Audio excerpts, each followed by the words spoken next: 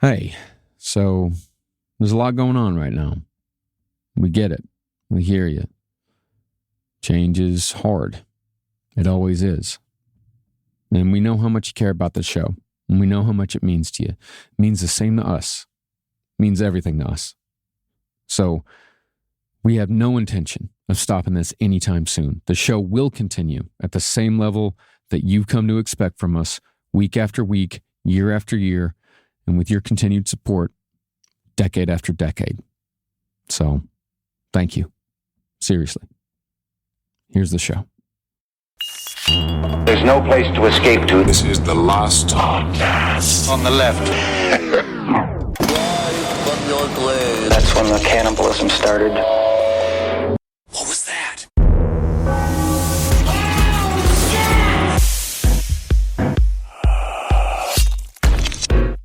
You ready?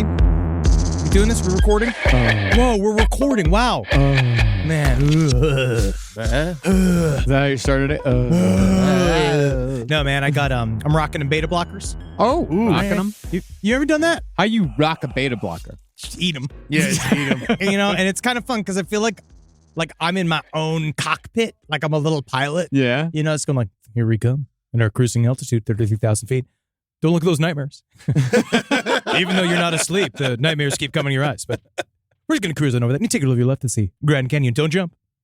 You're going to want to just keep on staying there. Oh, we can put the seatbelts on. And it's like, yeah, I'm just in my head, just constantly just like not dive bombing. Hell yeah, man. Put your seatbelts on. It's time for Last Podcast on the Left, everybody. Whoa, yeah. Don't look into the Nightmare Canyon. Stay away. My name's Marcus Parks. I'm here with Henry Zabrowski. You've been. And happy birthday, Ed Larson. Yeah, it's my birthday. 42 feeling blue. 40 poo, man. 40 poo. I had a big one today. Yeah. It was nice. Oh, yeah. You earned it. Yeah, you just showed me a picture of your dog that, your mom had dressed up with like a birthday cap for your birthday. Was that for your birthday? No, that or was for the for dog? her. It was the dog's birthday. Okay, yeah. The dog knows. Too. They know exactly what's happening. Guys, I'm legit excited about this topic. Yeah. It has been a while since we've covered like a true, like solid American villain. Yeah. And this is, it don't get much frostier than this. It really doesn't. We're finally getting to one of the most well-known spree killers in American history, Andrew Cunanan. Why did it take so long? For us to cover him? Because there was a huge mini-series, Yeah. and he looked really sexy, and then you kind of want to give it some space. We probably should have done it when the new mini-series came out, but we're not good at marketing. Yeah, I actually argued when the series was coming out. I was like, no, we can't do the series because there's a mini-series out right now, and I didn't realize that That's why that's people why do you that. do it, because people would be curious and would, Google and such, but I'm bad at it. Well, what are you going to do? No, nothing. You just wait 3 years. I started watching the series because of this. Hey, so there's that. we're So you're helping. helping them out. That's wonderful. Great. Let's give I'm give still under FX strike. the boost. I'm still under goddamn strike. Andrew Cunanan was a spree killer. Oh, Mr. Cunani. Do you not call him Mr. Cunani in your head? Mr. Yeah. Cunani? Who's Mr. Cunani? Andrew Cunanan. Oh, you call him Mr. Cunani. Yeah, that's in my head all the time. Oh, Mr. Cunani. Don't hurt him. What's that? What are you talking about? Mr. Cunani, don't hurt him. Andrew Cunanan was a spree killer who murdered 5 people over the course of 3 months during the summer of 1997. Up until the modern rash of spree killers in this century, Cunanan was probably the most famous, not least because he ended his spree with the murder of fashion icon Gianni Versace. See, I've already changed the shape of the word Cunanan in your head because you've been calling him Cunanan this whole time because I called him Mr. Cunani. I didn't know his name was actually Cunanan. I actually don't know. Everybody says it different. One of the worst is when I was watching like the footage of like the new, like the original Manhunt. And they also called him like Cunanan. Yeah, I've heard Cunanan. Well, That's it's just- terrible. it's It's an obviously the annoying- worst one. Series of letters. Yeah. Let's be honest. Yeah, it's a spree murdering version of a banana. But true to his transformation from spree killer to assassin, Cunanan was a shapeshifter, an empty vessel for whatever story might make him seem more impressive to peers and strangers. Specifically, though, Andrew's greatest survival mechanism was his ability to transform into the perfect kept boy for wealthy old gay men. Man, where's that genie's lamp? I can fucking take a look at it. He's sort of like if Bugs Bunny, like he's a Bugs Bunny type character. He's a shapeshifter. He appears to you as he wants to be. He can be a sexy lady. If Elmer Fudd was rich. Yes, and he was right there. And then if Bugs Bunny like died, he bleached his hair to gay murderer white. Like, you know how it happens? I've seen that happen a lot of times to people. I've heard that's a good joke when you like know like a friend of yours who goes bleach blonde. He's about to kill his fucking family. That is it. Robin Williams in 1 Hour Photo. Exactly. Interesting. But when it came to the casual lies, Cunanan might say he owned a construction company, despite being in his early 20s. Other times, he'd say he was an aspiring actor named Christopher. Well, he probably was. He might have been. No, yeah, he was an actor. He was an actor in life. Okay. Never landed a role, though. Well, we will talk about That's his what I'm saying. career later. Yeah. All right. Quote-unquote actor. Okay. Sometimes he'd be a naval officer, or he'd claim that his father was a ranking member of the Israeli Mossad. Don't repeat that. Okay? I know it's a fun secret for you from me, Andrew Cunanan. All right? But in reality, Andrew Cunanan was 1 part grifter and 3 parts parasite, whose fragile world of lies eventually crumbled into a rage that resulted in 5 murders. Now, it's arguable what made Cunanan snap. It is. It is. It really, because I feel like he snapped when he was born. Like, he was not good necessarily from the top. Well, when it seemed innocuous at first, and then slowly turned into it and the MO of a shape-shifting serial killer. Well, let's say at no point would anyone describe Andrew Cunanan as chill. Yeah. No. Or fun, I don't think. Well, no, you see, he was he was fun in a way that you were like, Cocaine. He did cocaine. Yeah. And then like a fire at a toy factory, the sounds are fun. Yeah. Well, one might say that the dam broke when it became clear that the high society lifestyle he always wanted would forever be out of reach. It could also be said that Cunanan had a pathological need to not only be liked, but adored and admired. And specifically for doing nothing. Yes. When that need was not satisfied in relation to a specific man who had no sexual interest in Cunanan, it might have simply become too much for his fragile ego, and it was all downhill from there. But most likely, Cunanan's anger was always going to be unleashed on the world in one way or another. As we'll get into at the end of this episode, Andrew eventually found something that gave him a justification for letting his homicidal urges run free. And it certainly didn't help that he was doing a lot of meth at that time. Meth, not cocaine. It prepped you. It preps you for that, you know? Like, it gets you ready. It gets you in the headspace to murder a bunch of people. Yeah. It was also a common phrase that he'd use all the time. If you listen to one of the books, like, you know, we'll get into the sources that are just as dubious as the man himself. But he said constantly, he's like, you know, if I get, his main lament, if I get HIV, I'm going on a 5-state killing spree. Yeah. And he'd say that a lot. All the time. He didn't fulfill that promise. It was a 4-state killing spree. See, again, you know, that's what's hard. What a loser. God. Does anyone do a little bit of meth? I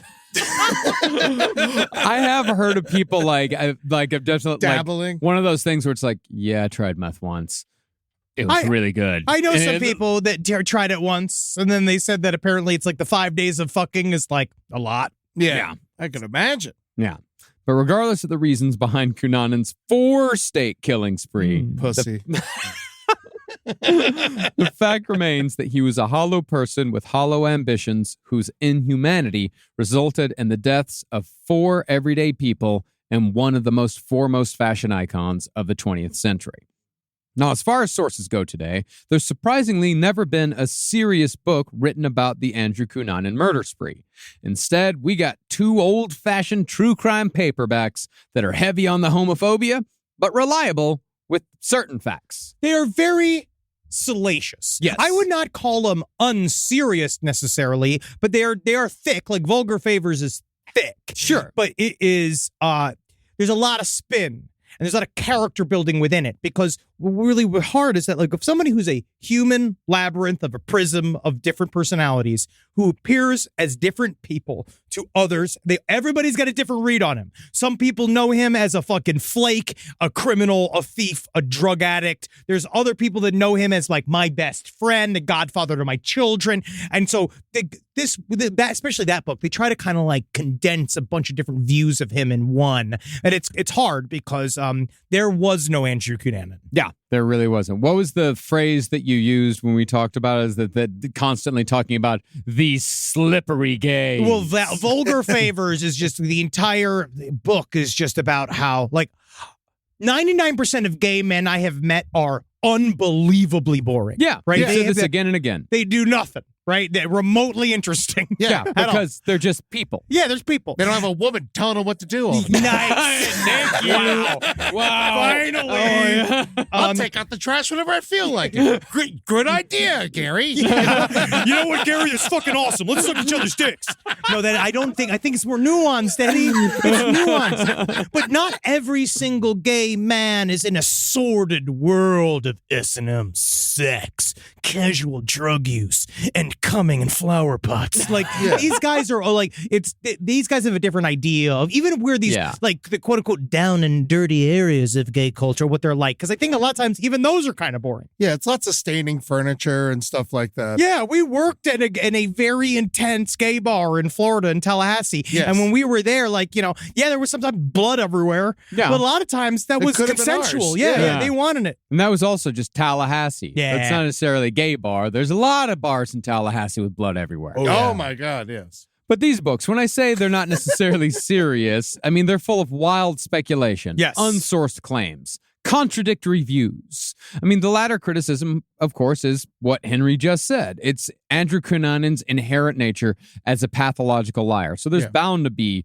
contradictory views. And many people that want to get involved in the story no matter what, because because of what he did in a sort of socially networking kind of way, adding Gianni Versace to his own murders, which added him to the Gianni Versace Wikipedia page, that added everybody else who wants to talk about Andrew Cunanan to the same exact morbid trail of attention. Yes. But at any rate, the first source is Death at Every Stop by Winsley Clarkson. Very grisly book. Very. Yeah. While the second... riding a bus in Oakland. Well, the second, which was used as the basis for the FX Andrew Cunanan show a few years ago, is Vulgar Favors by Maureen Orth. Mr. Cunanan.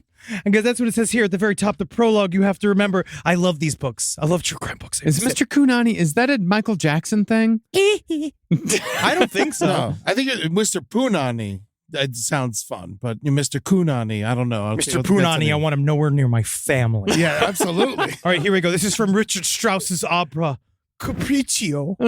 Which we will be discussing. Just Sounds look delicious. Look at the vulgar favors that give the crowds of the capital such delight. Its amusements are insolent, obscene, clumsy, boorish. You despise these lewd doings, and yet you suffer them. The book begins. Ooh, I like lewd doings. Yeah, I'm gonna steal that. I love lewd doings. Lewd doings is almost better than vulgar favors. Lewd doings is my burlesque name.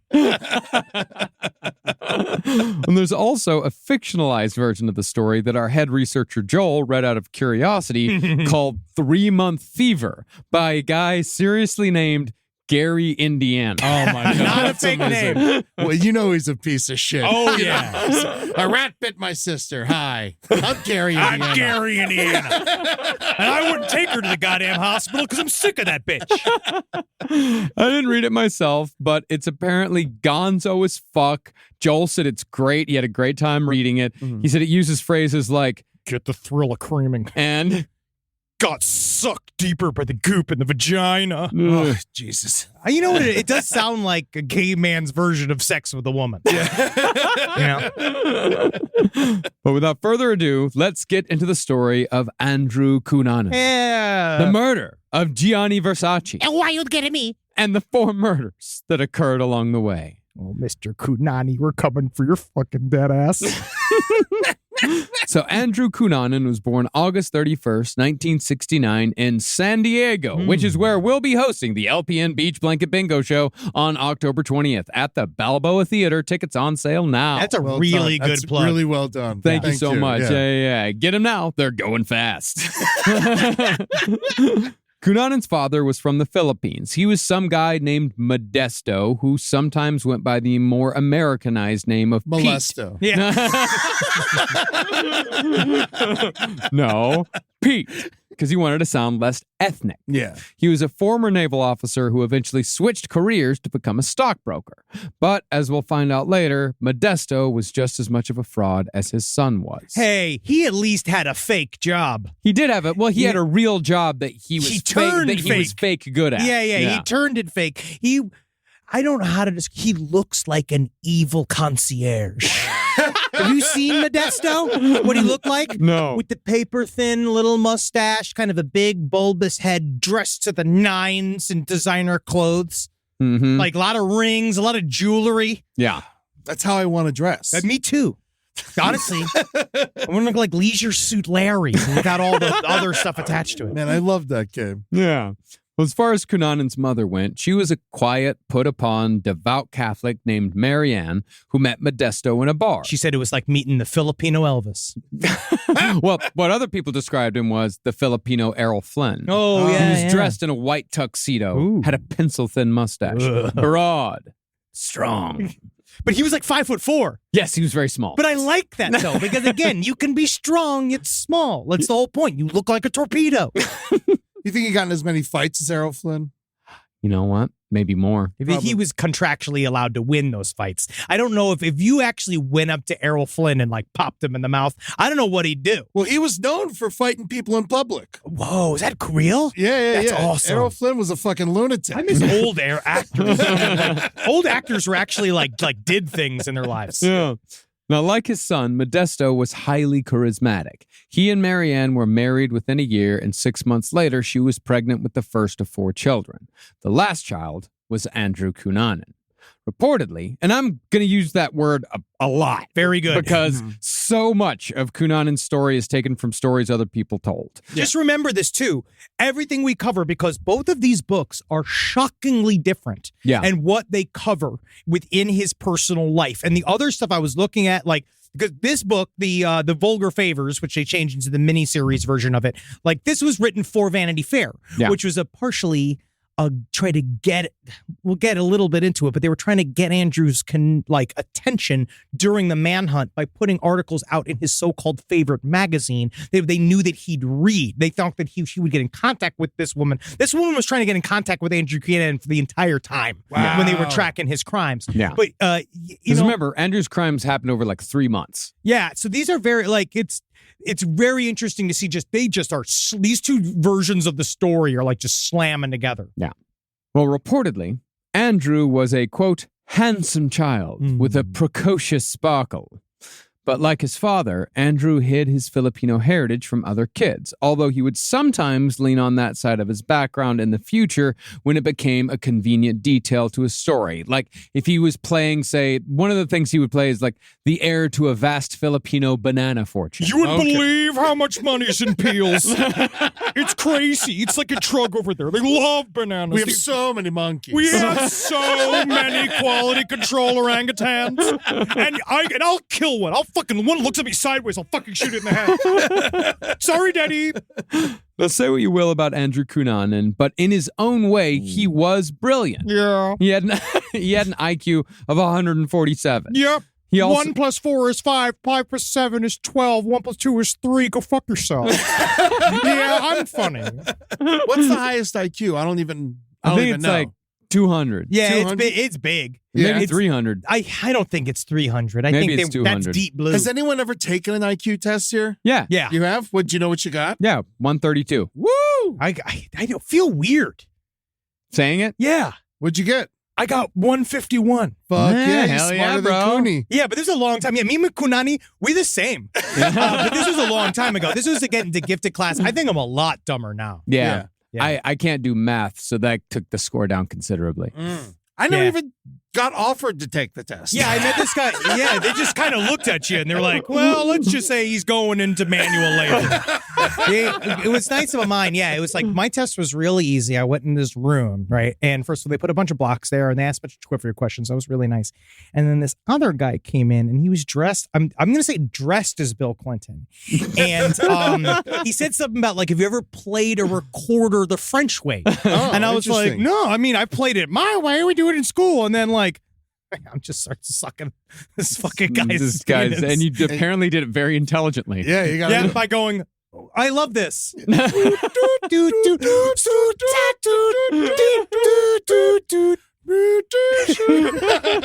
I'm not coming.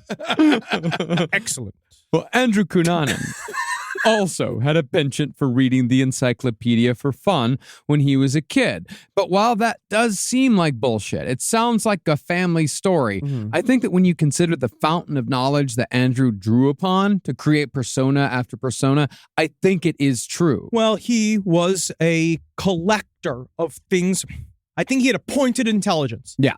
That he collected ammo. This is like ammo. They were points of phrases. It's kind of like legitimately how I play characters on this fucking show. I take a couple of attributes. You know, you're trying to play these various attributes. You know, these things, if I was this guy, I'd know these 10 things. So he's doing character prep. But a lot of people say there was one woman that read him to filth in this book. That's like, he was not that deep. He was just an expert in trivia. Yeah. And he did not have a broad grasp of concepts, but he knew what to say in a quick succession that allowed you to believe that he knew what he was talking about. Well, that's what all his teachers said. Said that his intelligence was entirely superficial. Near photographic memory, he could recall details, he could recall trivia, but he had no critical thinking skills. Well, because he didn't want... I feel like there's a difference between those that want to go deeper. Yeah. And those that don't. Where I think that he kind of felt like, I'm incredible. But I'm pretty incredible, so I don't really need I don't practice anything. I met this guy, and he taught me everything I really need to know about karate. I could fucking knock your arm out of its socket if you want. My ligaments! My ligaments! Rise from your grave. Hey there, dudes and dudettes. Time to wax up your boards and go catch the big wave over at the LPN Beach Blanket Bingo. One night only at the Balboa Theater in San Diego, October 20th. Come and check out all of the cool cats and the crazy dogs at LPN. Every show in the entire network, each one pulsating and grinding in front of you for your entertainment pleasure. We're all gonna catch the big kahuna. And I'm not talking about that big greasy guy. I'm talking about a wave. Ew, it's seaweed. It's seaweed. Just so you know, it's gonna be inside of a theater, so any physical wetness you experience is your own personal body heat or the sweat of one of the performers. Come and check it out. I'm certain if there's a podcast flavor you need on your tongue, we got the spoon for it. For live stream tickets, go to veeps.com/LPOTL to watch from the comfort of your own home. Again, that's VEEPS.com/LPOTL. Beach Blanket Bingo, baby. Come on, girls, let's dance. Now, based on what Andrew learned from various books, he began telling wild stories about his background starting in junior high, setting himself apart by wearing suits, pressed khakis, argyle vests, and penny loafers. Andrew tried to weasel his way into the rich kid crowd by claiming he owned stock in Coca-Cola and Wrigley gum. Oh, so he got his ass kicked all the time. No, it's funny though. He had He a could talk his veneer. way out of anything. He really had like one of those like silver tongues where like people had a hard time pinning him down because he also kind of he used his weirdness as a way, kind of very similar, weirdly. I don't think he had as much control over it, but Jeffrey Dahmer. Yeah. The way Jeffrey Dahmer would act out in high school. So when we covered Jeffrey Dahmer, we learned that he became like a class character where he'd do weird shit. People would dare him to do stuff and he'd do it. And he gained a semi-form of popularity.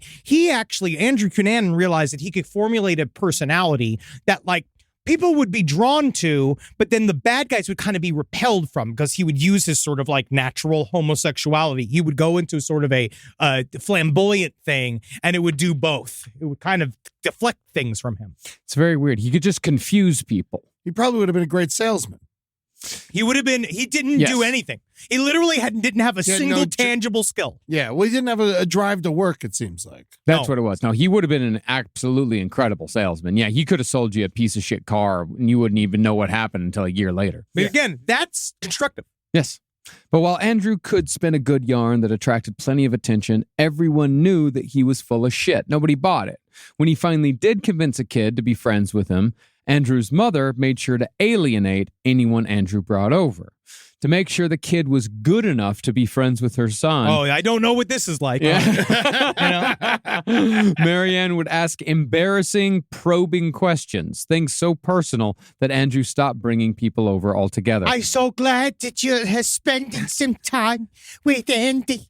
So tell me, are you circumcised? I was literally thinking that exact thing. I was literally... Yeah, buddy. So you said you don't have any. Did your mother do that? Well, my mom, Did she like interview potential friends for you? it was just very, how do you put it? It's an over-mothering thing. It's that she wants all the kids to, but it was more that my mom wanted the kids to be her friends. Yeah. Well, in this, okay, Andrew described his mother as overbearing and over-loving, while others described her as over-pampering. Pampering. I hate that. I hate the term pamper. Yeah, because Pampers, I mean, like, there are lots of awful things. Oh, terrible with thing. Pampers. And just with Pampers, like I feel like a mother who pampers pays a lot of attention to her son's butt. Can you imagine meeting a guy named Pampers? Oh, yeah, it's just covered in his own piss. Hi. Hi. Say it's lack of impulse control. I just say I can't hold my water. Andrew's father, however, was a domineering, physically abusive man who trained his family to bow to his will so well that they would leave the living room when he wanted to eat dinner so he could do so while watching TV in silence. Kind of nice. Yeah, I mean, it's a man who knows what he wants. Yeah, it is. No. No children at dinner? Woo.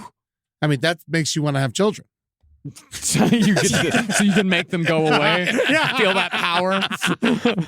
But like his son, Modesto had delusions of grandeur and believed that he deserved far more than he had earned, especially after he started working as a phony baloney stockbroker years later. Well, he started legit. He got into like whatever this like stockbroker training program at Merrill Lynch. And so there was like a hot second where he kind of was a real stockbroker. For a bit, yeah. But then he immediately went further and further into fringe, quote unquote, stockbroking, which is kind of like if you watch Wolf of Wall Street, you really could see like that was real, right? Like the idea of you can go from, you don't got to be on Wall Street to sell a bunch of stocks. You like a lot of times you're going to call from somebody and it sounds like there's like a busy office behind them, but that's literally because someone hit play on a recorder behind them and there's like phone calls and stuff. And it's just a guy alone in his house. Oh, Yeah. dude, I did that when I was 18. We would sell penny stocks and fucking. I was in a whole penny stock operation, and I eventually stopped doing it because Hey, they that's fired me. scams. I Yeah. felt so guilty that like I would just like not. I would tell people like, "Don't buy this." You know, like well, I was on the phone with them. You know, it was crazy and they eventually got raided and fucking the FBI came and everything. Yeah, because it's supremely illegal. Yeah, because it's called pumping and dumping. Yeah, they were like, "Don't watch Boiler Room," and then gave us the exact speech from Boiler Room verbatim. Oh yeah, dude.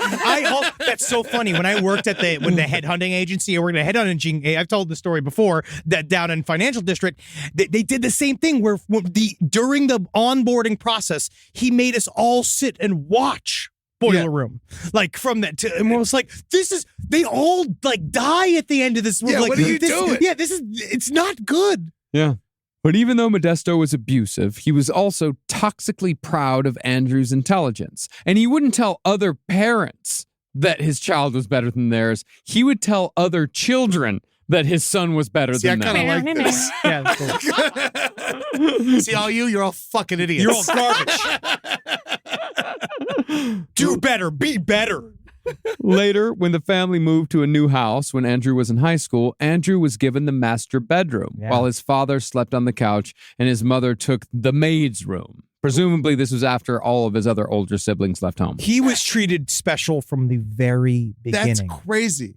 It's weird. They called the other two kids street kids, right? Like he had two older brothers and sisters, and they were like, They just were more like latchkey kids. They were kind of just, they were kind of left to their own devices, and they just were. As soon as he popped out the fucking pussy, they were immediately like, he's amazing. Yeah. How do you only have 2 bedrooms and one's for a maid? Good point. Good point. Good point. The strangest thing between Andrew and his father was the fact that they had pet names for each other. Did you find out what the pet names were? No, but I remember it was like using cuckoo and poo-poo. They call each other. I think their names were cuckoo and poo-poo. I fucking love this. Did they? Oh, because hey, cuckoo. Hey, poo-poo. This is my boy Poo Poo. This is my daughter Cuckoo. Poo-poo. I just know, Eddie, that you like the noise cuckoo. I know you just love going cuckoo, cuckoo. Yeah, but I don't like baby talk within my relationship. Well, Yeah. no, I like cuckoo as like this person's crazy, like a cuckoo clock. Oh, yeah, cuckoo. I think that Yeah. should come back as an official diagnosis of somebody. Yeah, and Poo Poo, I mean, I love Poo Poo. Of course, we all do. Yeah, because I have to soften. My Poo Poos are gross. Yeah. You know, so I have to call it something cute in order to accept what happened. Yeah, you got to put some PR on that. Well, adding to Andrew's strange inner world were the dreams he'd have as a child. He said that he had weird images of death and destruction, often involving his father or some other demon-like figure. Despite that, Andrew said that these dreams were as pleasurable as they were scary. Yeah, that doesn't sound like an affectation at all. It's not definitely completely real. Well, nightmares are cool, you know? They're free horror movies. This is what I'm saying. What we're going to Not see always. later on, what we're going to see is this came from his brothers and sisters. He told this to them. I think a lot of the stuff that's going to come out, especially in this episode that he's talking about himself, is because he kind of was obsessed very early on as portraying himself as mysterious, like unknowable, and a little bit like, I also might do bad things. Yeah. And like, you know, because the bad things he viewed as like sexy. Like it was and he's been setting up since he was like 9. He was trying to be sexy since childhood. Yeah. I didn't start till like 12. That fucking fooled me. You're sexy? Yeah. Well, you know, it's a matter of opinion. I just thought that Julie was just fine with it. And you just finally decided that you were stable enough to be there. Nah, I can't keep her off me. God. Is this about Now, even though the Cunanans were not well-to-do people, Modesto insisted on enrolling Cunanan into a $7,000 a year private school in San Diego called Bishop's. This was where Andrew got his first taste of the high life whilst hobnobbing with wealthy students. Well, his father used to take him to the mall, and he'd say, like, you see this suit? This is a good label. And he would tell him all about like Armani, the difference between Armani and for like, I don't know what was around at the time, but literally being like, you wear this, people will think that you're extremely important. And so for a while, his father was like literally funding this weird high rolling lifestyle for his own son, where they would buy matching suits. They got matching cars together, where they were like, because he wanted his son to like look cool, like next to him. But once he got to Bishop's, he's starting to connect this thing in his fucking head that like, as long as you think I'm this thing, I am that thing. Well, fake it till you make it. Yes, but you got to make it. If you keep faking it and faking it and faking it and faking it and faking it and faking it and faking it, at some point, like, you end up under a bridge. Yeah. He was like a shitty Bernie Madoff. Molesto. Yeah. In a way. Yeah. Maybe. By the way, we have to start calling him Molesto. Yeah, we got to start calling him Molesto. I know he probably didn't do that, but No. But from what it seems, these interactions only made Andrew more insecure, angrier, and more flamboyant. Yeah. For example, he once showed up to a school function wearing a tight red leather jumpsuit, which I think in my mind, it's like the one that Eddie Murphy wore during Delirious. Oh, yes. Which is ironic considering how highly homophobic Delirious is. Also, how highly homophobic he was as a young man. There was a lot of also weird other stuff that he would start to do, kind of stuff. But you mean walking around just being like, hey, you know, I'm half black. Yeah, it's true. Yeah, it's the authenticity. You know, it was all vinyl and not leather. Though, Oh, yeah. because they were poor. You know, so it was just real shitty clothes. I imagine. Well, we'll get into we'll actually get into why they were real, and what Modesto did to get that real shit. Molesto. Molesto. Okay. Thank you, Molesto. everybody. I'm saying Modesto. You can say you're proper. You can say Modesto, and then we'll just correct you every time. But in the more embarrassing realm, Cunanan would also try to entertain his classmates by aping lines and bits he'd memorized from episodes of Mork and Mindy. Oh, nanu. Do you fucking remember? Do you remember the show? No, this is when Mork and Mindy was like on. Oh, yeah. Yeah. Yeah. And Jonathan Winters, man, is great in that show. God damn. Very he's the very best sad man. ever. Extremely sad man. Was he sad? Oh, yes. He actually put himself in a mental hospital 2 or 3 times during his life. Really? Intense depression. He was one of the funniest people who've ever lived. Yeah, it's almost like there's a current of sadness that runs through people that do comedy professionally. I wonder what that's all about. When it came to telling wild stories, though, Andrew quickly learned that the best way to get attention was to be openly gay, although his way of being openly gay was describing sexual encounters in graphic detail, whether anyone wanted to hear about it or not. Yeah. And gay or straight, that's just a guaranteed way to make everyone uncomfortable. Hey, No one wants to hear kids. it. Hey, kids, you guys do the English homework? Yeah. You guys ever have your asshole licked by a tugboat captain? More like a yank boat captain. Yeah, I got statutorily raped last night. I made him a criminal just by making him come. You ever put testicles in your nostrils? You wouldn't believe your smell does not go back to normal for like 6 hours. He was just straight up fucking vulgar. He'd say that his 2 favorite things in life was sex and defecation. Oh, yeah. His favorite line this is his favorite line. There's nothing like a good crap. I mean, we talk about our craps all the time. Yeah, We but do. he's a spree killer who killed Gianni Versace. Andrew also claimed that he was having a sexual relationship with the father of one of his fellow classmates. All of these are crimes. Yeah. It's like, again, Yeah. he's a walking series of crimes. Yeah. But while the classmate angle might not be true, Andrew almost certainly had an arrangement with a wealthy older man when he was a minor. Yeah, he's calling me an altar man in the house. I'm like his little butler. With 2 T's. Come on, everybody. High kicks. High kicks. Funniest guy in the fucking room. Will somebody pick up the fucking slack?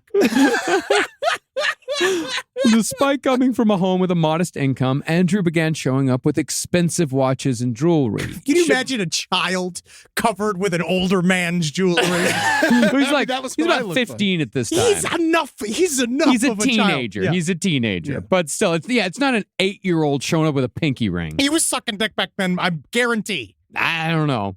Guarantee. He said that he lost his virginity when he was 13 to an older boy in a San Diego public park. Oh, okay. Ooh, Good for okay. him. Is there a Hallmark card for that? And you can send? At least it wasn't SeaWorld. Yeah. Why is that worse? Well, quite possibly, Andrew met his first of many sugar daddies at one of San Diego's gay bars, which Andrew began frequenting at the age of 15. Thinking for some reason that being Latino was sexier or more accepted than being Filipino, Andrew started creating Hispanic characters for himself, like David Morales or Andrew De Silva. Andrew De Silva. That was his favorite. Yeah, well, the De Silva came from, so during his time at Bishop, I'm tracking in Vulgar Favors. There's interesting, arc here where there was a pair of twins that were at this school that he latched onto, and this family they would kind of he'd portray at his home, his father was so busy, his parents were so busy that they were never around, and so they did that thing which I don't know if you had, my older sister we had a friend, her friend lived with us for 2 years. Yeah, Oh, we yeah. had one I of those was too. the kid who lived with other families. Yes. Nice. Yes. We had 2 of them. Yeah, it was Actually, we had 3 of them. it's a me, very me mid- and all my brothers all had a guy. I don't know why that it was something about the early 90s. Yeah. Where that happened quite a bit. Well, you were just back then. You were just allowed to go to somene's house and Yeah, not yeah. call ahead. Yeah, you didn't now have if you to- show up at someone's house and don't call ahead, you get fucking killed. Yeah, I'm literally going to call the police. But he kind of fit his way into this twin's life, and they had a lot of money. And the Silva came from this family that he kind of got attached to. They were called the Rafats. There was somebody else that was in there. I forgot, but that he learned that name, and then he started using that name to sort of create this other character because they were rich and they did have access and they did travel the world and they did all these things. And he immediately started to understand this, okay, if I insinuate myself a bunch of people and just act just like them as a mirror, They are looking at themselves in me. Yeah. And it's like you kind of watch the slowly but surely this like thing like grow inside of him. Mm-hmm. Well, with each new name came a new story, and with each crowd came a new persona that was tailor-made on the spot to fit right in. Oh, yeah. This, however, created a kind of identification crisis. Back at school, Andrew found that he'd lied so much that people actually didn't know who he was. You didn't know who Andrew Cunanan was. You knew Andrew Da Silva, or you knew David Morales. All the other kids knew for sure was that guy had a creepy laugh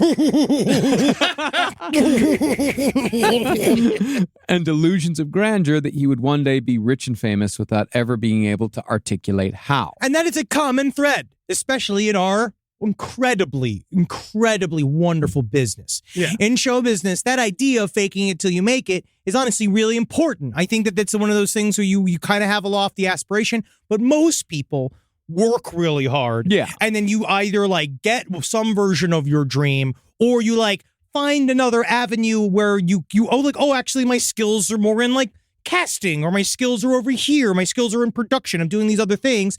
And you find your place in it by, again, constructive actions, doing things that actually give something to the business. But somebody like him kind of just believes, I'm just going to sit here and everybody's going to line fucking up to put me on a goddamn billboard. Yep. Eventually, though, people must have put together the character of Andrew Cunanan because his superlative in his high school yearbook was least likely to be forgotten. You'll never fucking forget me. Blam! Nailed that. Henry's was most likely to get his arm stuck in a candy machine. That is. I fought that in court. I had to. I was like, this is fucking, you are smearing my name. So after high school, Andrew enrolled at UC San Diego, where he did very poorly. Instead of going to class, Andrew was either nursing hangovers from partying the night before or playing hooky so he could hang outside of construction sites to ogle the workers. Fuck yes. This is good. That's so, like, just Throwing the it idea. back at him. Can you imagine just an entire construction crew of pedophiles, just with like they're all working with their oiled muscles, just watching all the teenage boys going, hi, and they're like, yeah, like letting their muscles jiggle around the jackhammers and shit. Yeah, swing that hammer, you piece of shit. And he's been like, I don't want it anymore. where's the head of the crew? bring your mom back. But really, the lesson that Andrew was learning above all during college was that life could be relatively easy for a good-looking, charming young gay man if you just found the right guy to take care of you. Amen. But as Andrew focused on who else, amen. Amen, brother. Sign me up. Say it again. But as Andrew focused on who else but older men who were usually closeted, he began to realize how he could survive completely on charm and bullshit. Rather than becoming an escort, which he could have very easily gotten into that world, Andrew positioned himself as a quote-unquote companion. Huh. Put another way, Andrew was learning how to be a kept boy. And it's about, there's always a question about how purposeful actions are in anybody's life, right? I feel like something like this is like, do you set out to be a kept boy? Because again, doesn't sound really safe in there. You know what I mean? When you're kept all the time. But I feel like he might have just sort of moved that way. Well, there's different types of kept boys. Like there are certain kept boys who it is not encouraged that they leave the house. Yeah. They are encouraged to stay at home much of the time. Sounds awesome. Kept boy can also mean someone who gets an allowance. Ooh. But you must know that you are my boy and Okay. nobody else's boy, and you All must right. and you must be there when I Yeah. ask you to be there. Can I get balloons? It's when opportunity meets preparedness. Seneca. Can I get a big lollipop? But in order to stay in the high social circles into which these older men were welcoming him, Andrew found ways to blend in by knowing what forks to use at dinner, That's not or difficult. what political figures he could discuss to surprise people with his knowledge on foreign affairs. Fillard Billmore. Have you heard of him? Yeah, he was the 47th president, and he was the first gay man to ever fire a cannon. It's pretty on the fucking money. And if you dare double check me, I will fucking shoot you in the fucking head. Well, by 1987, Andrew found himself in the circle of a fraternal organization called Gamma Mu, which is kind of like the gay version of the Elks Lodge. I think the Elks Lodge is the gay version of the Elks Lodge. That's Kiwanis. We're gonna get sued. No, that's gay businessmen. Yeah. You're thinking of the Shriners. Oh, You mean to tell me nobody has two men with fezzes haven't had full-on doggy style on top of a pool table in most Elks Lodges across this country? so turns out those red hats are just filled with cum. Yeah, they're condoms. Well, today, Gamma Mu is an out and proud charity organization who gives scholarships to young LGBT kids in rural communities. It's a noble cause. Yeah, Their it's website has a distracting number of rainbows on it. Yeah, great. Yeah, but back in Andrew Cunanan's time, Gamma Mu it did charity nonetheless, but it was made up mostly of wealthy, closeted men. And Andrew became a popular boy to pass around when he entered in 1987. But he actually became a member in 1994, a few years, but after college, when he was starting to get much better at being fancy boy into fancy man. Honestly, I prefer if you were going to pass me around, can you get that spiral tight? Because I am sick of hitting my head on the fucking fan. All right? And ass first, please. If we could. I'm sick of kissing all these strangers. Put the ass and pass.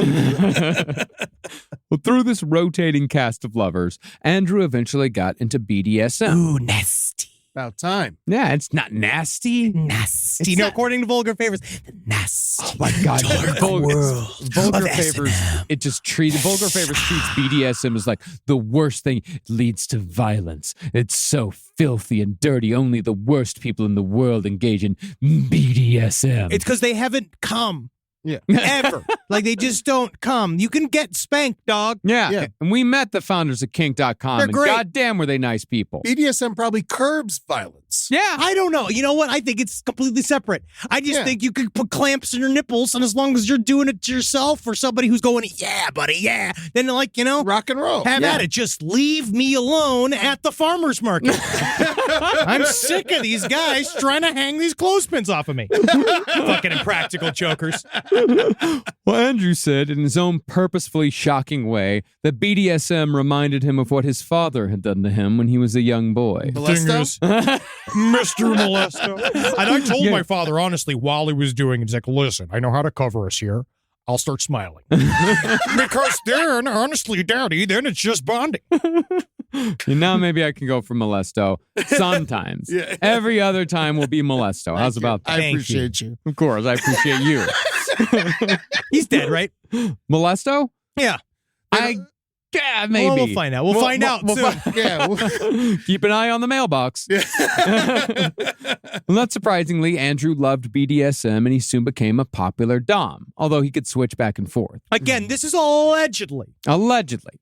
Meanwhile, Andrew's father, Modesto, was seeing that while lying about being successful is easy, actually being successful is pretty difficult in the stockbroker game. Yeah. In fact, Modesto was Molesto was lucky every other time. He was lucky he didn't land in jail for the shit he pulled. See, Modesto wanted to indulge Andrew in all of his expensive tastes the best he could, even went as far as to buy him this fancy Mazda. Oh, yeah, he said it's the only one ever made in San Diego. The only Mazda? Yeah, it's the only Mazda in San Diego. It was a nice Mazda. Form of sports car Mazda. They had some nice ones. It's a real fancy Mazda. It's like how, I love Subarus and I only drive Subaru Outbacks, but then there's these really expensive Subaru sports cars that people soup up. Who in the living fuck would buy a Subaru sports car? Dude, I guess when Elizabeth Warren turned 75. He has a lesbian haircut. It's been noted. Hey man, I'm telling you, there's going to be so many emails about Subaru sports cars, Subaru racing cars. Subaru it's a big thing. They do a good job. They do racing cars. They do racing cars. I have received the Subaru fam like motions I've received. Much better than a fucking Acura, I'll tell you that much. Sure, we can agree on that. Fuck that. But the cash for all this shit, for the Mazda, for all the clothes, for everything, came from embezzled funds. See, Molesto had a scheme where he'd take money from his clients. I'm keeping it in my head. I appreciate. No, I'm following. We're gonna change it for next episode. He would tell them that he was buying a stock, but the stock didn't exist. He just makes something up, and then he'd keep the money for himself. And it's a dumb scam. Yeah, because eventually, someone's going to say, "Hey, where's my money?" Yeah. Yeah. I remember when I worked at Dairy Queen, there was this one kid who would just steal out of the fucking register. And it's like, there is a process to stealing. Yeah. You know, like, you have to at least try to like do like some kind of process to stealing. It is a job to be a quote unquote professional criminal. Like, it's a job. It takes due diligence. You need to sit and think about it. But that guy's probably now in like the House of Representatives. Oh, yeah. Or dead. It's Florida. Far more likely. No, but God damn it. You don't have to. You're on Modesto, by the way. Thank you. You're No, Modesto could usually keep these schemes going at various firms for a couple of years, but he'd always get caught and he'd always get fired. Because I don't think he took very much money at a time. Because if you've got a client that's investing like $500,000-$600,000 and you say like, hey, there's this stock for, like, ba-bump. Yeah. And then you can give me $1,000, and I'll put it in ba-bump. And he just sneaks it. Yeah, he just sneaks it in, and they forget all about the stupid stock that he made up. Or he probably then would send back fake returns where he'd go and he'd say, look, this fake thing is going great. That's Bernie Madoff. But I don't know if he even went that far. It's also interesting that within the world of stockbrokers, the scamming's so thick at this time especially, and it's so prevalent that they just treat you like a Catholic priest, where they just kick you to another district. Yep. They just go like, all right, well, you've done too many crimes to work here still, but you could go work over at Mr. T's fun stock house, with some garbage. But also when you're investing like $500,000 and you lose $1,000, like, you're not going to care. You don't know unless you're a psycho, unless you do care. Yeah, I mean, and that's how you get fired. Yeah, some people do pay attention, and it was usually when someone would pay attention, they would see like, oh shit. Yeah, this guy's stealing money. And then if you're the guy who runs the company, you don't want the bad press of stockbroker from such and such firm just hanging out, arrested for, misappropriating funds. Well, pretty soon, Molesto's wife, Marianne, realized that there must be some scam going on, but Modesto denied everything. He said that the securities business is the most regulated industry there is. And how could a man nominated in the 1986 California Who's Who of Stockbrokers ever be considered a failure? It turns out that wasn't real. It was more of a who's who of who's that? Because there was that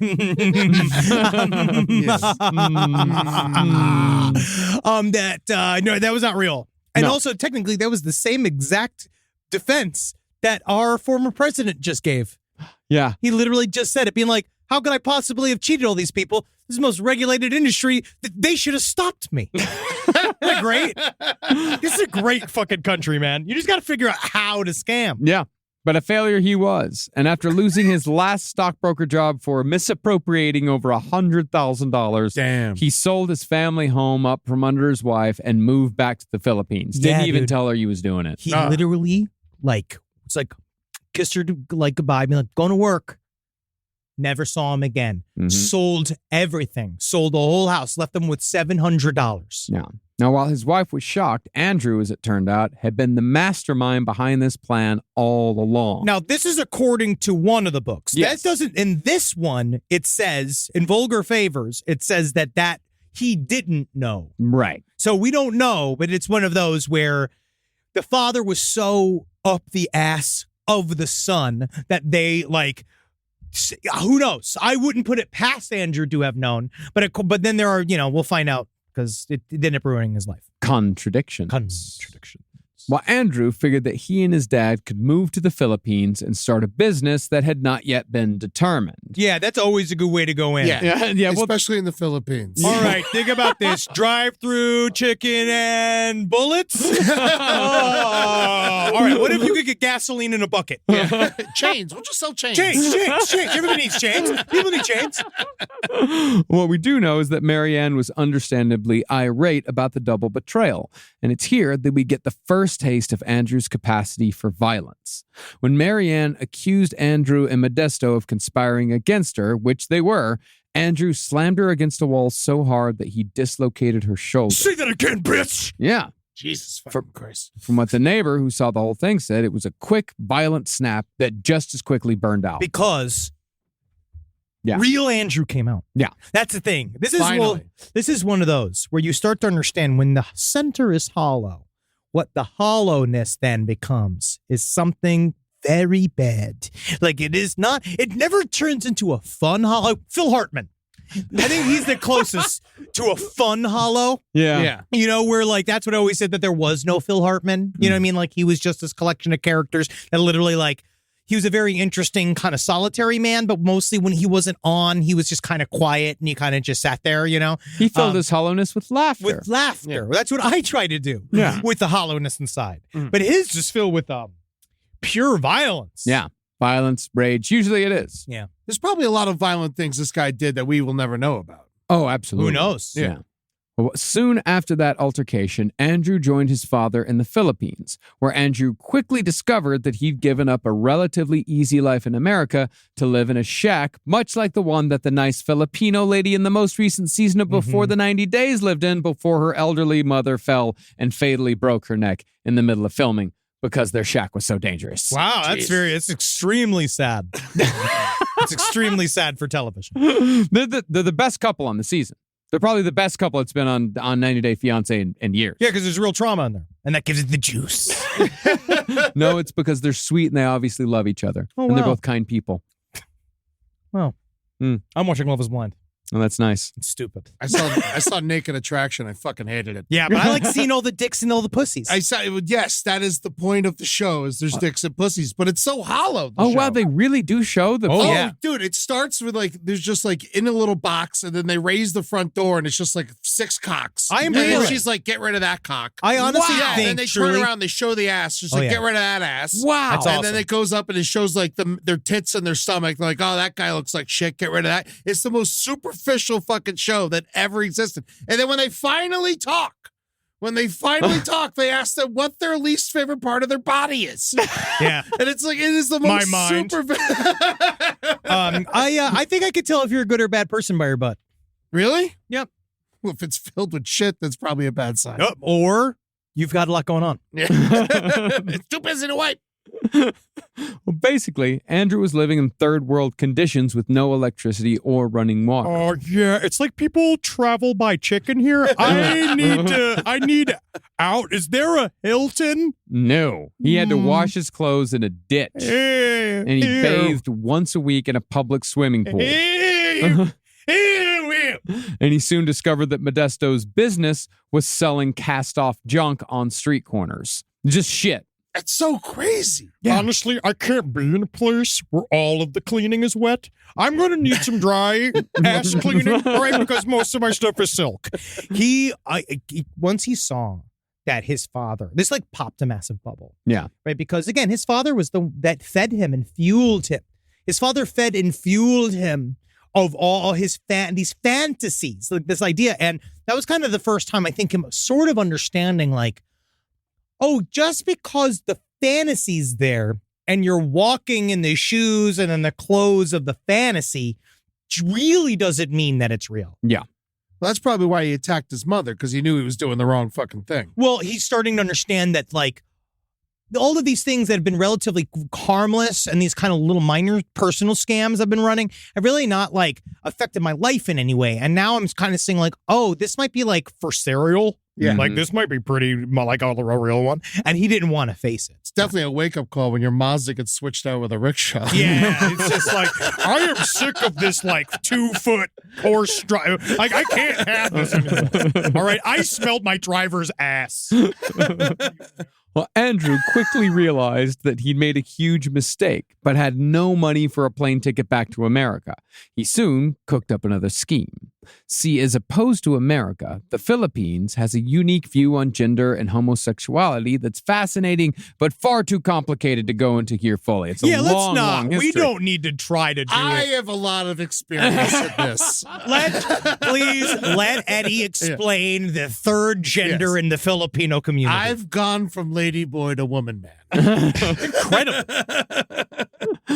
But to put it into the context of our story, there's a third gender recognized in the Philippines called bakla, which is not transgender, but rather involves men who adopt a gender expression that's feminine. Things are just they're more fluid there. They understand that more intrinsically. Yeah, people who identify as bakla are mostly gay, but not always. Yeah. And people who identify as bakla have been integrated into and accepted by Filipino culture long before the colonization of their land in the 16th century by the hated Spaniards. I hate you, Spaniards. But Andrew Cunanan didn't care about any of that history. Instead, he took advantage by shaving his entire body, styling his hair into a short bob, donning a skirt, slapping on tights, and climbing into some high pumps so he could present himself as a bakla sex worker. I bet he looked great. Bugs Bunny. Actually, they did say that he looked pretty fantastic. Well, he was. Like there was some people did see some pictures and they're like, wow. He truly it was a shapeshifter. Yeah. And he understood what he needed to do. I mean, again, this is conjecture. So, because that guy who wrote the other book is way more way more into the sexual history of Andrew Cunanan. We're like, this doesn't cover any of that stuff. This is way more of the other side of the shapeshifting. But when you see what he does, I wouldn't put it past him necessarily. Yeah. And so, after 3 months earning cash as a fake bakla, Andrew had saved up enough money to pay for a one-way ticket back to San Diego. By this time, though, his father couldn't have cared less whether Andrew stayed or went, and their relationship more or less ended there. Now, after San Diego lost its charm, Cunanan moved to the center of American gay culture by relocating to the Castro district in San Francisco in 1989, when the AIDS crisis was at its absolute worst. As a simple fancy boy from San Diego, however, Cunanan found that the tightly knit gay scene in San Francisco didn't have much interest. So Andrew created the first of his more attention-grabbing characters. God. See, Andrew Cunanan had learned street magic in Manila, and in between clients, he'd refined and perfected those skills. And watch, you'll see, as I paint it to the hands, little hands, right? There's a pigeon in my butt. Yeah, it's that easy. Oh, well, seemed to have asphyxiated, but it's because it was weak. And so Cunanan posed as a naval officer on leave who casually performed magic tricks in bars. Yeah, some people call me a naval officer, but I prefer myself more of a belly button man. This persona was not so subtly named Lieutenant Commander Cummings. Ah, yes. Mhm. The great catchphrase.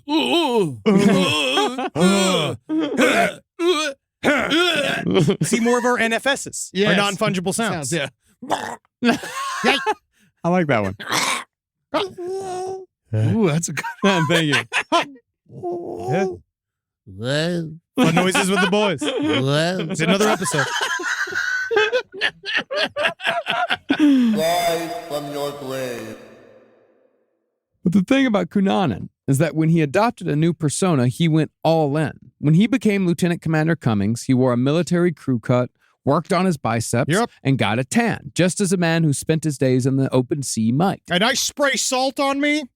It's not just the cum. My name is Lieutenant Commander Penis Cummings. And I stand to attention. Yep, at ease. Not that much ease. Not that much easier fucking me.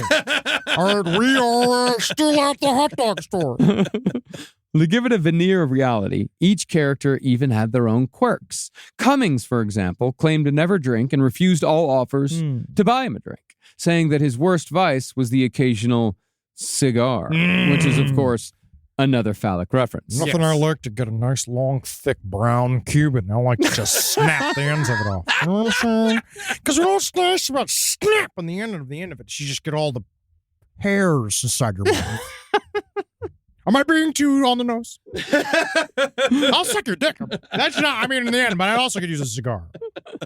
But what was incredible was that whether Andrew Cunanan was himself, Lieutenant Commander Cummings, or his Latino persona, Andrew Da Silva, nobody in the scene knew that these were all the same person. And that's a really smart thing if you're trying to run a bunch of scams or you're trying to do a bunch of other fucked up shit, because then no one's doing because small communities cross-reference. Yeah. Right? The people will ask me, have you met this fucking guy? Have you seen this thing? It's like if you're 5 different guys.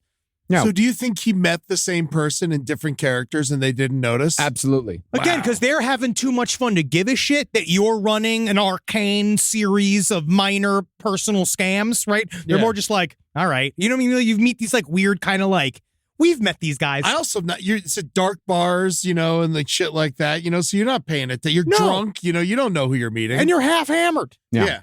And I mean, that's what they always said about Ted Bundy. That's why Bundy's, like, if you look at every sketch of Ted Bundy, every single one of them is wildly different. Wow. And when people would describe him, they describe him in wildly different ways. And if you look at different pictures of him, like, he looks different in almost every picture. Yeah. And they found him because of his teeth, right?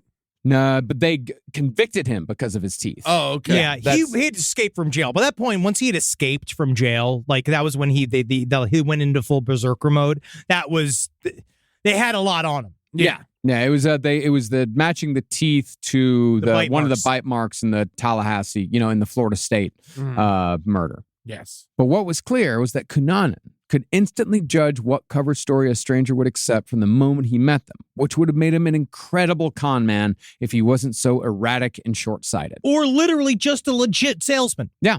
Now, to make ends meet in San Francisco while he waited for the perfect older man to take care of him, Cunanan got a job in a restaurant kitchen, but soon found he could make money on the side selling weed. What a monster. What a despicable person. Who would ever do such a thing? That's what I was about to say. What did you do, Ed? I believe that was your life exactly. What did you do?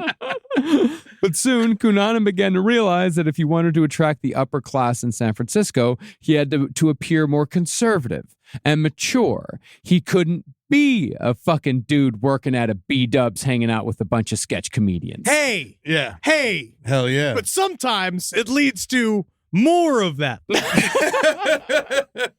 Using his fancy boy persona, Andrew weaseled his way into the San Francisco Opera House on a frequent basis, where he allegedly mingled with who else but Robin Williams. Very cool. Let me see that scarf. I am an old lady. Now I'm an Indian man. I can't do the voice anymore. But the San Francisco Opera was also where Andrew Cunanan allegedly met Gianni Versace. See, this is where I think it's absolute horseshit. Really? Maybe not. I think it's entirely horseshit. I think that he did not meet Gianni Versace at all. Well, from what friends later said, Cunanan was obsessed with Versace. And as the story goes, Cunanan met the fashion designer after the opening of a Strauss opera named Capriccio. Yeah, whatever, man. Which you read the excerpt from it at the top of the episode. I thought Capriccio was that thing with the flat meat. Yeah. Carpaccio. Carpaccio. Yeah, That's what I Carpaccio. like. Yes, Yeah. I like No, Carpaccio. this was the Carpaccio. final opera that Strauss ever wrote, and it begged the question, which is the greater art, poetry or music? Who gives a fucking shit? Music. Music. Yeah, no one likes poetry. But also poetry is in music. yeah. So what does it fucking matter? It's the same shit. But does that not beg the question of another of questions? Carpaccio. But regardless of opera themes, Cunanan told his friends that he met Versace and that the meeting had gone great. Great. Of course. It went great. Versace allegedly asked Cunanan if they'd met before, perhaps at a house party on Lake Como. Yes, Gianni Versace was absolutely interested in this man he just met. There's no way. He was Gianni, very tight-bodied. He was fine. Gianni Versace was around every single supermodel man that ever was. He was an extremely powerful person. He was also extremely they're like a mob family. Like they were all like the idea of them even being him with 5 feet of Gianni Versace was probably extremely difficult. Cunanan, of course, emphatically said, yes, you do know me from that lake party at Lake Como. Do you remember when we called it Lake Como? Do you remember? Sorry, that was my other guy.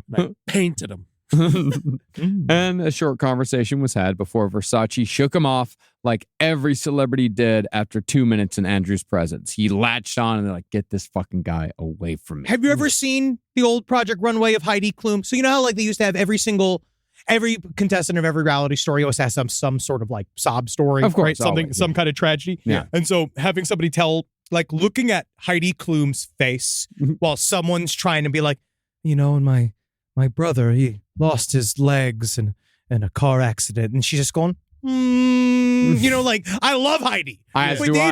they don't care. They just like they know what they're like. Okay, They've heard it all before. they've heard it all. They've before. heard it all.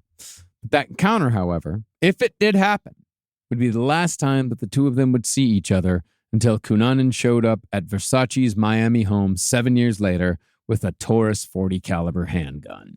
That's a big gun. I wish It's it was. actually a very small gun. Really? Yeah. Oh, really? I wish it was cupcakes. We'll get into it. But yes, it's actually made for concealed carry. Oh, okay. Now, for a while, Cunanan was heavily involved in the San Francisco gay BDSM scene, acting as a master at clubs like Hellbound, Whoa. Sodom, Okay. my favorite, Bondage A Go-Go. So do you guys do like a wing night? At Bondage A Go-Go, they might. Hey, listen, is anybody playing the game in here? Or just because the Pacers are on? I don't know if you. Oh, goodness me, I'm getting whipped. Yeah. Oh, Lordy Lou, I thought that this was going to be I honestly, at first thought I saw Hellbound and my brain saw Bennigan's. I thought I was about to get a Monte Cristo. When you told me we were going to play darts, I didn't know. I know I was the board. Come on. And he keeps eating the 20. Man, he's good. It was even rumored back in the day that there were 2 low-budget Andrew Cunanan BDSM porn flicks circulating around San Francisco in which Cunanan adopted the slave position and got gangbanged in staged rape scenes. There's a lot of people that honestly, it was really, some of this, obviously it was pretty extreme, but in one, I played a guy named Sean, and honestly, it was like, that was just kind of a good exploration for me. It was nice to step outside of myself. And then the other one where I played, it was called Thunder Down Under, and I played a guy called the Gork. And it really was, they gave me a line, which was amazing, which was, ow, ow, hey now, I thought I was pretty good. Yeah, you could barely tell I wasn't getting raped. You could barely tell. That's how good I was. They were a bit heavy-handed at times. But even though people on various message boards have claimed to have seen at least one of these videos, no evidence of their existence has ever surfaced. Until now. And here we go. Ow! Ow! Ow! Hey now! Hey! Joel's such a great researcher. Ow! Yeah, no, I'm the Gork. He did actually look. He did, like, that was one of his notes. He was like, yeah, there's a couple guys on message boards, so they saw it. I couldn't find it. No, man. I'm glad he looked. I mean, if there was an Andrew Cunanan gangbang, like, staged rape scene, We'd see it at this point. We would all know about it. Boy George has a copy, I'm sure. If it is anywhere, it is on a reel-to-reel in his basement. I don't want to go anywhere near that rumpus room. Eventually, though, Cunanan moved back to San Diego in the summer of 1991 to live with his mother. Her life had not gotten any better since Modesto had sold the house from underneath her, and she spent most of her time chain smoking while idly threatening to kill herself. Oh, can you monetize that? I'm thinking about that. Strangely, though, when Cunanan took on his next persona, it was that of a poor history student at UC San Diego who wanted nothing more than to educate himself, but did not have the means to do so. Wow, he went humble. Well, I mean, it could be one of two things. It could be that he was experimenting, but it could also be that he need money. He did not have Modesto anymore there to give him cash. He didn't have a sugar daddy set up yet, and so he had no choice. But he still could not be Andrew Cunanan. He still could not just be some guy. He could have got a job. Yeah. He got one of those once. Yeah. Like, you know what, though? It sucks. Yeah. So I understand. Oh, yeah. No one's ever kitchen work. No one's ever paid me to just be there. No. You know, most of the time I have to be working or they ask me to leave. You gotta do something. I was going to say, you guys are kind of paying me to do that. Yeah, it's different. It's a special set of circumstances. But once Cunanan found another older man to support him, this time with an allowance of $2,000 a month, the poor college student routine was dropped and Cunanan went wild with aliases. Yeah, because that's boring. Yeah. On one night, you might meet Kurt Matthews Damaris. Oh. On another, you'd meet Drew Cunningham. And every once in a while, Andrew would bring back Lieutenant Commander Cummings.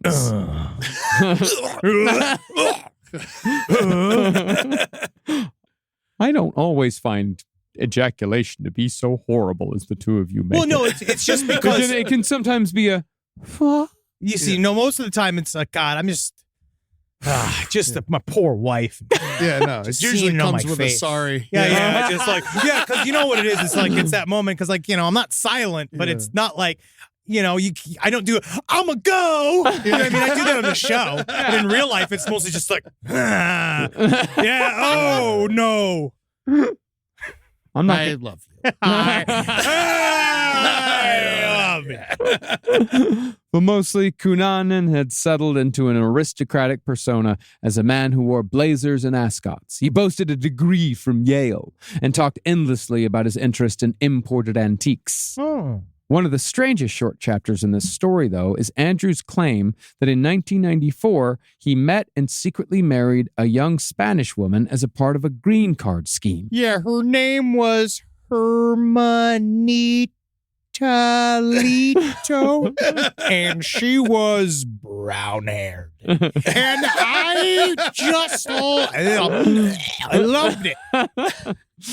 From what Andrew told his friend Henry Brunt, he did a favor by marrying this woman, but somehow fell in love and got her pregnant. I honestly, especially having from 6 feet across the room, I don't know how it even happened. Must have been Jesus.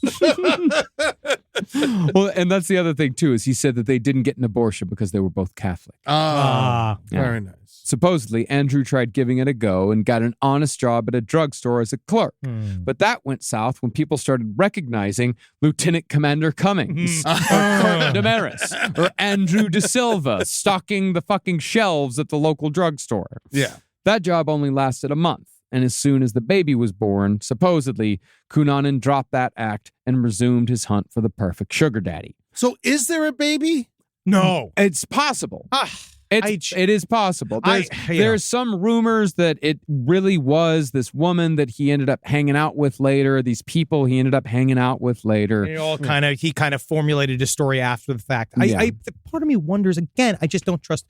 I really do think in many ways he's sitting at night in a chair silently. Like he goes home after playing 9 different versions of himself and he sits and he's in amazement of all of his different plot lines. Yeah. And he sits and he literally goes over him like he's doing dumb shit TV reenactments for Vulture or whatever, where he's just like sitting and like, oh yeah, and I did that. And I did that. And he's continuing the storylines for himself at night because I don't think that there's anything but his own biography flying through his head at all times. And then just blank. Yeah. Yeah. See, I want to know. So if you are Andrew Cunanan's bastard child, please write in at Side stories LPOTL@gmail.com. Honestly, we're very interested.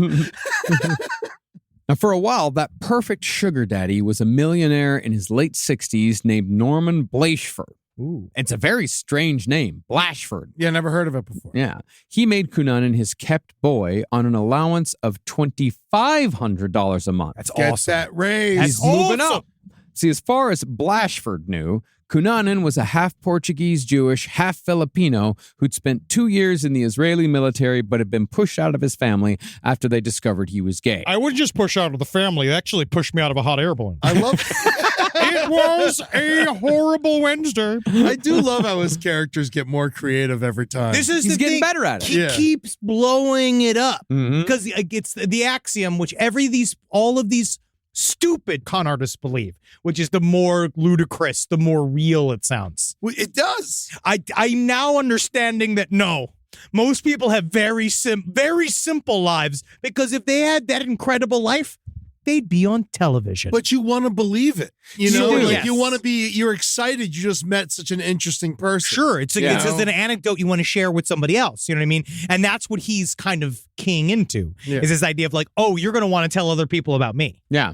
But what you want to do is you want to give yourself like quirks, like really like, but you don't necessarily need like interesting quirks. Like you need to know like a lot about like the 1976 lineup of the Cleveland Browns. Yeah, I It's don't like onions. Yeah. That guy, he doesn't like onions. Yeah.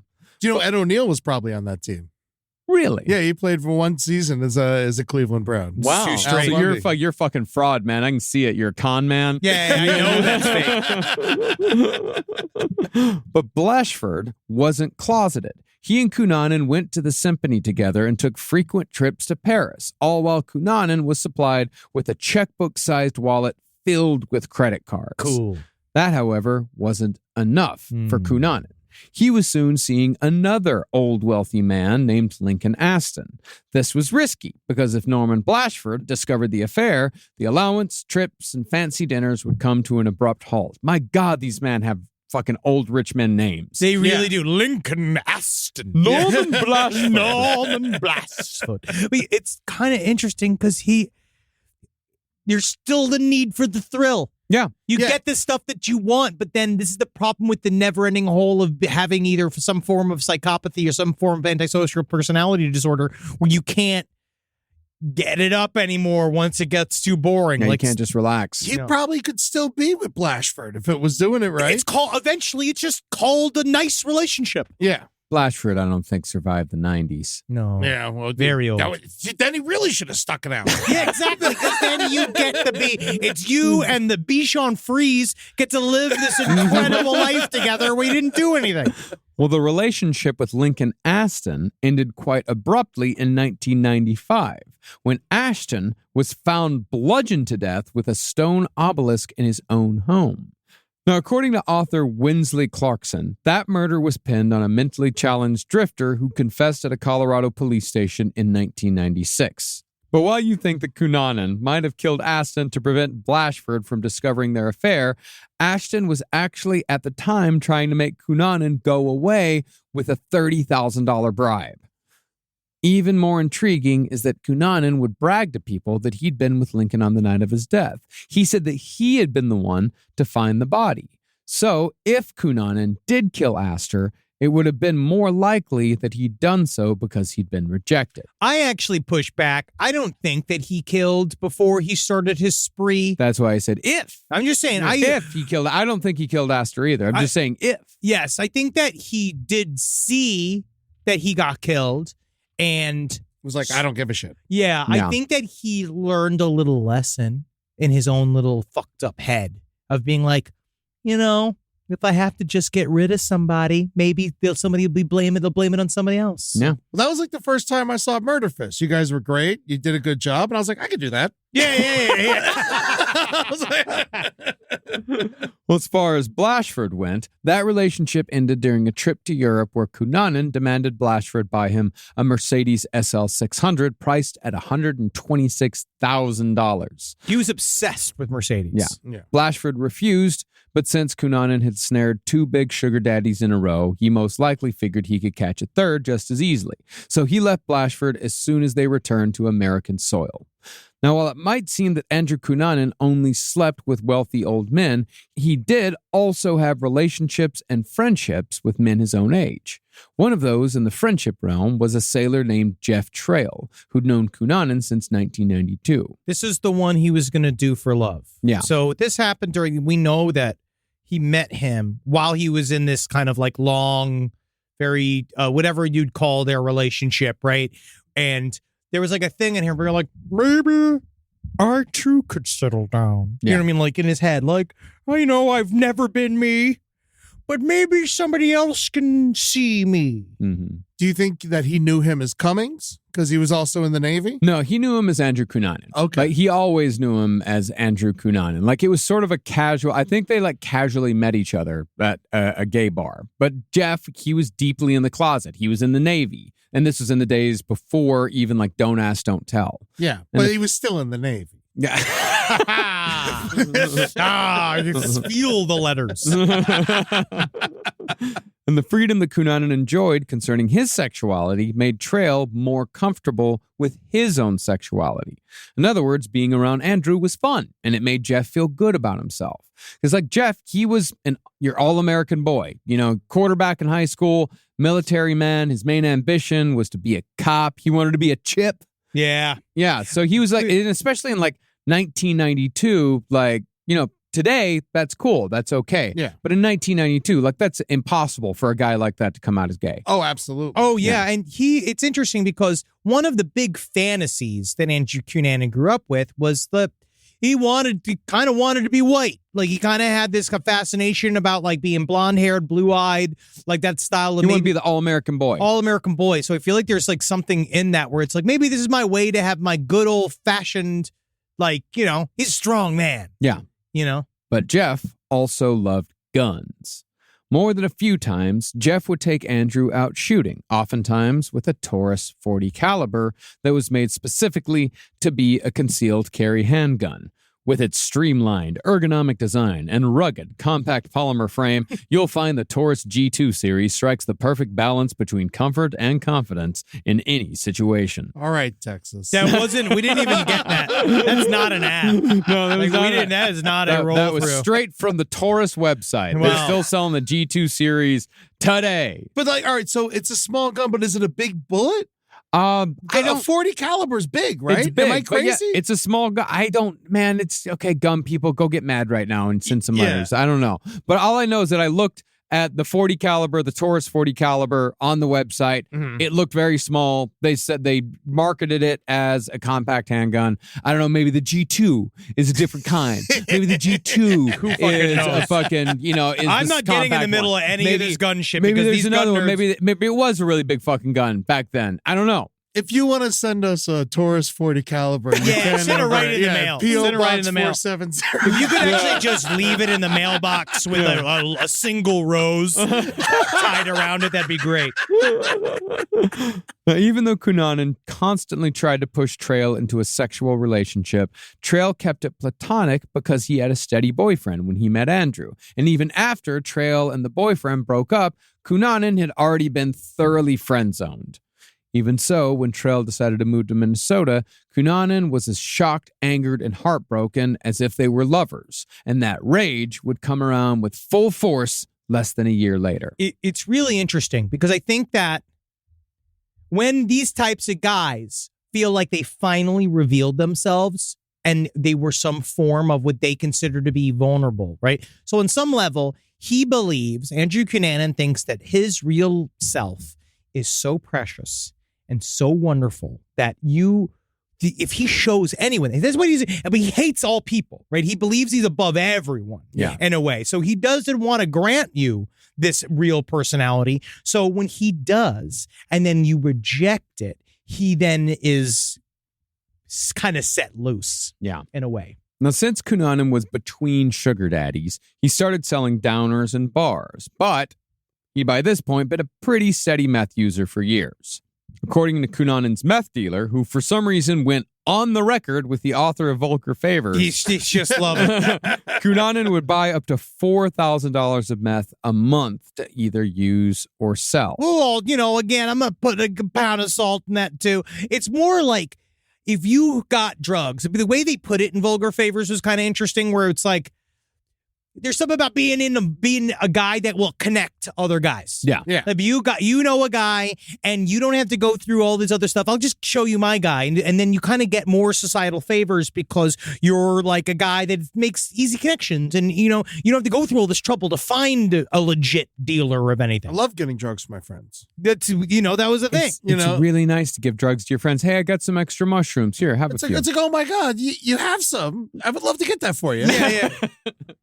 Well, Andrew also started getting a little slimier by this time, trading knowledge and drugs for access and travel. It was rumored that Cunanan would drug men with ketamine and secretly record them having sex while the victim was in a K-hole, and that video would then be used for blackmail. Incredibly, though, during all this casual sex, when the AIDS crisis was at its height, Cunanan never contracted HIV, although he somehow convinced himself that he had. And this is sort of the crux of this story. Okay. See, in January of 1997, about 4 months before his killing spree, Andrew Cunanan very quickly began to unravel. He was suffering from a myriad of minor illnesses that just wouldn't go away, which is sometimes an early sign of an HIV infection. Now, all this is a little muddy, but according to an AIDS counselor named Mike Dudley, Cunanan came into his office just to talk. Dudley had no access to Cunanan's records, so he asked Cunanan if he was HIV positive. But from what it seems like, Cunanan took this as Dudley telling him that he was HIV positive. At the mere question about his infection status, Cunanan subsequently lost his shit, kicking walls and screaming that if he ever found out who did this to him, he was gonna get him. Yeah, he was freaking out. And there was this whole, he was obsessed with it. And there was something about it, because I think it's because it wasn't under his control. Mhm. And he felt that he'd let somebody in under his control or whatever. Isn't that kind of a natural reaction, though? Oh, yeah, I'd freak the fuck out. Of course. Yeah, Like, oh yeah. You know, like, I would lose my mind if someone's like, you got AIDS. I'm like, fucking Jerry. Jerry, get it. Jerry! Loose lips sink ships, Jerry. No, the riskiest thing I ever did was like, I seriously thought I had HIV when I first moved to college because I was living a risky life. Yeah. And I was having some of You those doing like, intravenousness? No. Just having a lot of like, I was a risky life. Not You intravenous. getting pegged? No, you can't get AIDS from getting pegged. Yeah. It depends on where the peg was. Yeah, I suppose so. But let's just say my lymph nodes were swollen and I was quite nervous. Wow. Yeah. I think we're all very lucky. Yeah. And I was fine. Yeah. Yeah. And I actually like got my like AIDS, like my HIV test results like at work. Oh, wow. Like, yeah, Great. called me up but thankfully it was negative. Let me look through. So, is this Mr. Parks? Let me just look through the papers. You just hear like them. Let me just see those results. Oh my God. Oh no, sorry. This was Marcus Sharks' paperwork. Let me go through. Yeah. Like, He's dead Oh tomorrow. my fucking God! Oh God! no, this is Marcus Stark's paperwork. And I'm sitting there in the Just go fucking office. I'm in the onion offices on the fucking phone, like with all the other interns. Just fucking tell me. You know, if you're positive, they're just going to write an article about it. Can I use that? But that's the thing, is that Dudley finally calmed Andrew down. But after Cunanan left, Dudley got the clear impression that Andrew was HIV positive. Andrew wasn't HIV positive. Autopsy reports later showed that he definitely wasn't HIV positive. But somehow he got it in his head. He convinced himself that he was HIV positive. And I think this was just sort of an excuse. Well, and then everything's running out. Yeah, Right? everything's done. Things are starting to truly quickly fall apart for him because, Yeah. you remember he also had that couple that he kind of broke up with. There's a couple, they put That it in was the a book. whole fucking side quest. There's a that I whole didn't side even quest get into. that he had a whole family that he was sort of like, he was the godfather of these two kids and he was raising them. That fell apart too. All of these other things just kind of fell apart. And it got to the point where if like, we're just breaking down to the nothingness that is Andrew. So Yeah. do you think he was actually sick all the time, or is he just kind of making it up in his head? He probably knows? did have. He fucking did meth all the time. Yeah, he was Yeah. probably fucking sick. Yeah, he's probably hungover. And then what do you know? As we get older, is that like it gets less fun. Like Yeah. each time we're getting less fun, but it's not the same anymore. It's true. But according to Andrew Cunanan's friends, his personality changed as 1997 began. He became angry, bitter, and irresponsible, even more so than usual, because he believed that someone had purposefully infected him with HIV.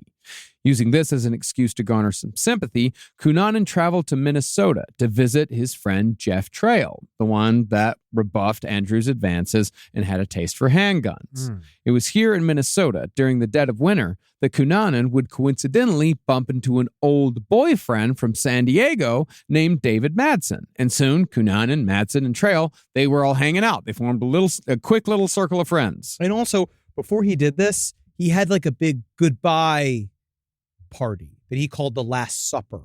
That was like, he invited all the last like party heads out that he had been with in a long time.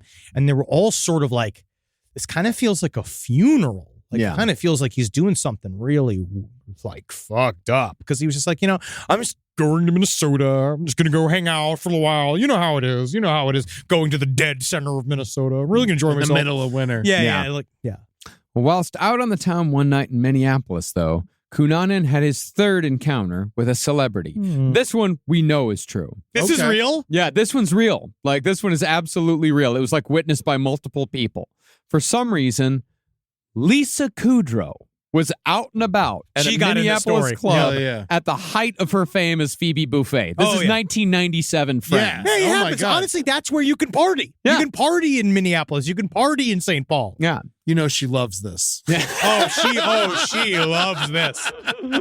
It was like the guy that faked it. It was the cosplayer named Fluke Skywalker that's like, hung out with Mark Hamill a bunch and they got busted for being a massive pedophile. And you get all these pictures of like him and fucking, like Liam Neeson and all these other people hanging out. Like, God, they must love this photo album. Yeah. Andrew Cunanan also claimed that, like, while he was selling meth, he once ran into, like, David Geffen and hung out with David Geffen. Sure, the guy yeah, who fucking founded Asylum Records. and Definitely Geffen Records him. and all It's that. Yeah. definitely He him. actually came straight out. He was like, I did not hang out with that guy. Yeah, You got to. Yeah. he Well- probably did. Cunanan, of course, cornered Kudrow and clung to her desperately. I would have done the same thing. I love So Lisa you write, Kudrow. did you write Smelly Cow or was that from the writers? Did you make that up? Is your real name Phoebe? But it ruined Kudrow's night. You would have been a great companion. How to Lisa you Kudrow. doing? How you doing? Remember from the show? How you doing? Lisa Kudrow, right? Is that monkey real? Is that monkey real? Is that a real monkey? Is it Kudrow or Kudrow? But that's the thing is that, as you do when you get the dud at a party, Kudrow kept looking around while Cunanan went on and on, just desperately hoping that someone would come rescue her. No one would. Well, he would write all the, he would be talking about neoclassical antiques and talking about all his fucking garbage and opera. And like, he was just always doing all that shit. Yeah. Whose story is this? She's not telling people. Yeah. Well, it was a guy, it was a writer who was there, who saw the whole thing. Because they said that, like, she'd try to, like, sort of talk to somebody else or, like, get away. And Cunanan would, like, tap on her shoulder, be like, hey, we're not done with our conversation yet. Like, you need to keep talking to me. Just radiating bad vibes. Yeah, and the more Kudrow tried getting away, the more irritated and persistent Cunanan became. Finally, after dealing with him for like an hour, Kudrow told him that she was going to the bathroom, old trick, just fucking went home. Oh, yeah. Old Kudrow, goodbye. According to people who were there, though, after Cunanan realized he'd been snubbed by Lisa Kudrow, his face was full of rage. I hate Friends. Seinfeld was better. Seinfeld was better. Phoebe! Phoebe, stop me! And one person described the look on his face as thunderous. Wow. In other words, Cunanan's fury was beginning to boil over. He would soon after return to San Diego for a few months, but he wasn't done with Minneapolis just yet. He returned in April of that year, and by the time he left, David Madsen and Jeff Trail were both dead at Cunanan's hands.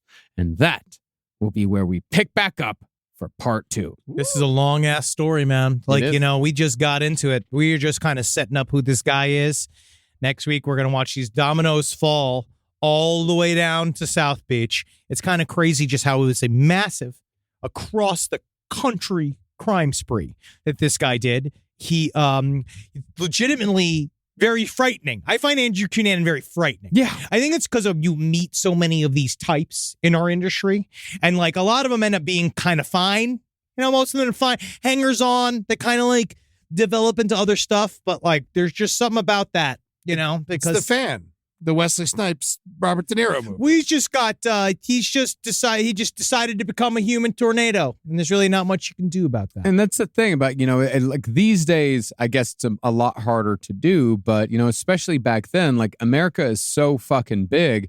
The reason why people get caught when they murder someone is because they stay in one place. Yeah. Like, hard to leave, especially if you're broke. yeah, but if you're someone like Andrew Cunanan who's extremely resourceful, like you murder someone, you can leave and you can be 3 states away in a day. 2 different people. Yeah, Oh yeah, and and you you're can- somebody yeah. else now. You're Yeah. Lieutenant Cummings. Yeah. Yeah, you You can know? be somebody else and you can just keep going until you decide it's over. Now, I know that it's bad to kill people, Thank you. but I Thank you. do Thank miss you. a time when you could get away with crimes. Sure. And like, I Hey, feel like that's over. you know Yeah. what? I it's will really say hard to get away with crimes these days. the only thing that's true is that the bus is still the last truly anonymous way to travel. Oh my God, dude. It really is. I remember one time I was riding fucking Greyhounds and it was just like, is this one going north? And you just throw your bag in there. Oh, yeah, and you fucking can- get in. You could still go buy it with cash. You might still not. You might need to put your name on a ticket. I don't remember. I don't. It's been a while since I got on a bus. It's been a while, too. Yeah, but I do